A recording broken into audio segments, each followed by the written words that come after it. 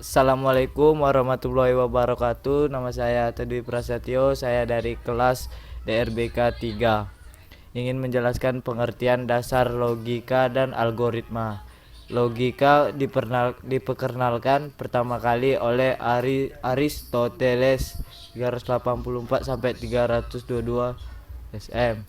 Algoritma diperkenalkan oleh ahli matematika Abu Ja'far Muhammad Ibnu Musa al-Khawarizmi, seorang ilmuwan Persia yang menulis kitab Al-Jabr wa al-Muqabalah, Rules of Restoration and Reduction, sekitar tahun 825 Masehi.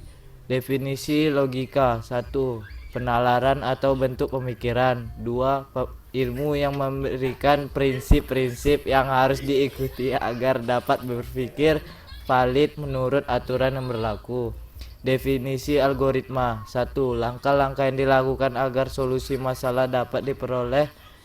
2. Suatu prosedur yang merupakan urutan langkah-langkah yang berintegrasi. 3. Suatu metode khusus yang digunakan untuk menyelesaikan suatu masalah yang nyata.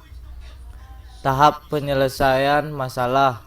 Masalah, model, algoritma, program, eksekusi, hasil. Kriteria pemilihan algoritma: 1. Ada output.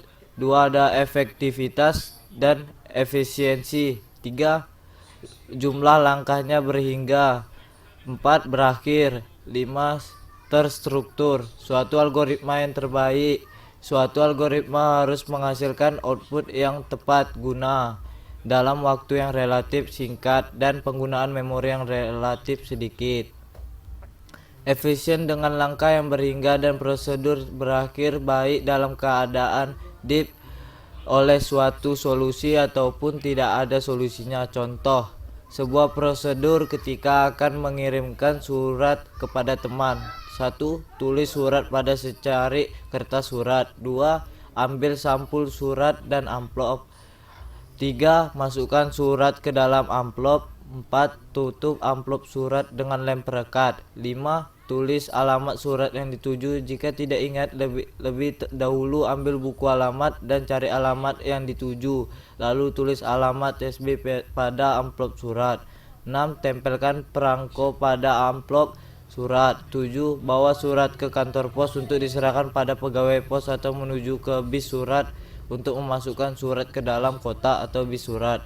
Sebuah prosedur untuk masalah menentukan akar kuadrat dari suatu bilangan bulat positif yang diinput. Baca bilangan positif yang diinput, sebut saja sebagai A. 1. Dinyatakan nilai B adalah 0.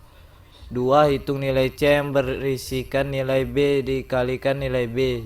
3. Jika nilai C sama dengan nilai A, maka nilai B adalah akar dari nilai A, lalu stop.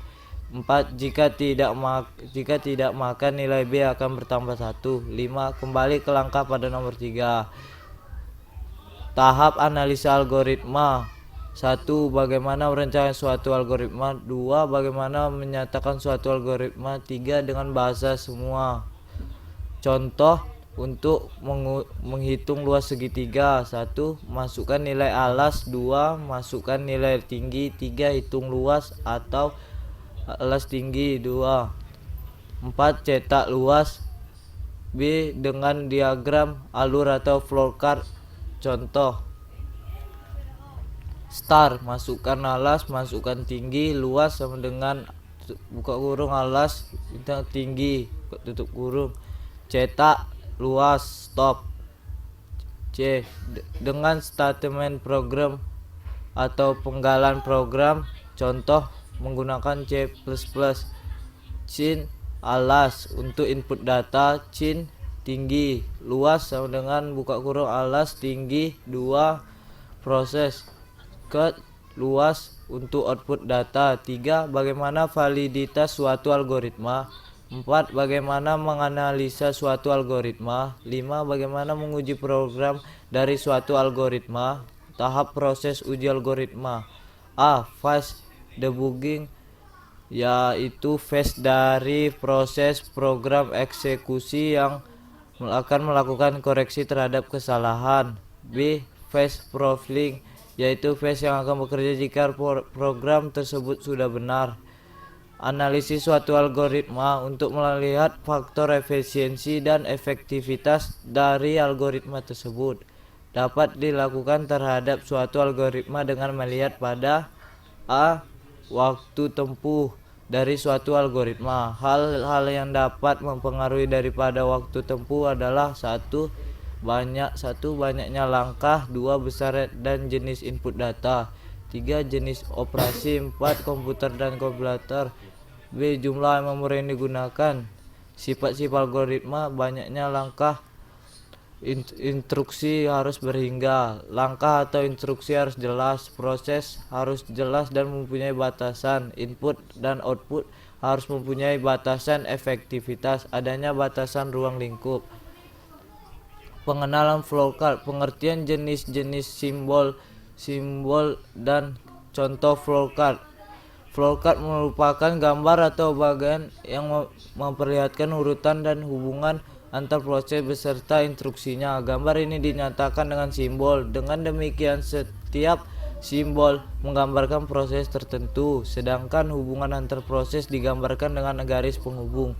Flowchart ini merupakan langkah awal pembuatan program. Dengan adanya flowchart, urutan proses kegiatan menjadi lebih jelas. Jika ada penambahan proses, maka dapat dilakukan lebih mudah setelah flowchart selesai disusun. Selanjutnya, pemrogram menerjemahkannya ke bentuk program dengan bahasa pemrograman. Sekian dari saya, terima kasih. Itulah penjelasan algoritma.